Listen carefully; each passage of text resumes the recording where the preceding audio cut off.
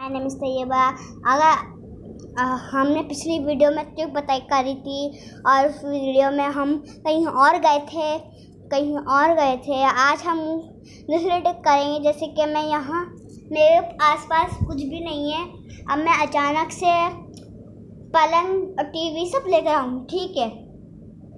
या फिर मैं कुछ और करती हूँ, बट ये नहीं करती, मैं कुछ और करती हूँ। एक काम करती हूँ, मैं इस कमरे से मैं कहीं और जाती हूँ और बाहर चली जाती हूँ। घर से बाहर ठीक रहेगा, बाहर चली जाऊँगी मैं, ठीक है?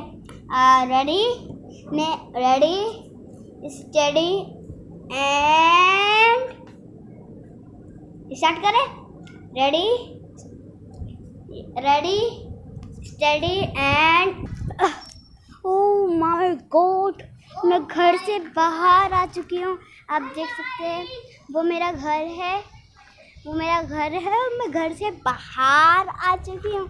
ये देखिए, मैं घर से बाहर आ गई। ये आपको वीडियो कैसे लगी शेयर करें, सब्सक्राइब करें। Bye bye.